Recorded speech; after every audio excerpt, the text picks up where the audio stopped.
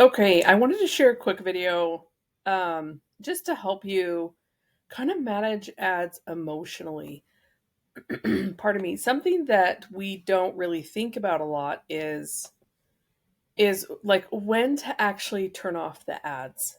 Um, that's something that I've had to learn through I first learned Facebook ads.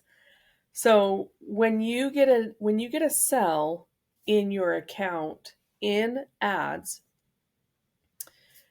if the book is not offered prime shipping, then it's not going to show up in your KDP reports for anywhere from 2 to 5 business days. So you need to think about this word called attribution. It's what ad platforms use. So typically, what I have seen is that when I get a book ad sell through my ads account, some of my books are hardcover prompted journals, and hardcover is still in beta. It's been in beta since they launched it like 5 years ago. So it can take my ads, like I can sell a book on in my KDP ads that you're looking at right now, and then I won't see it hit my account, my KDP reports account, for 8 or 9 days. Now, here's the other tricky thing to remember is that Amazon will only update your KDP report when the book actually ships and leaves.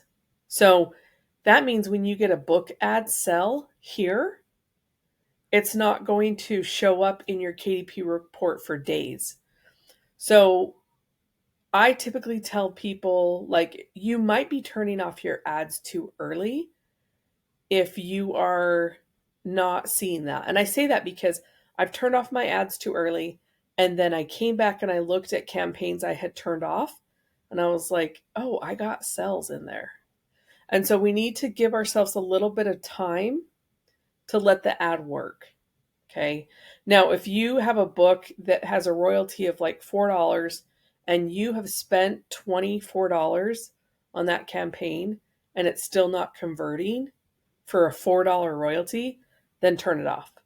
But typically, from my experience, selling books through ads will increase your organic sales.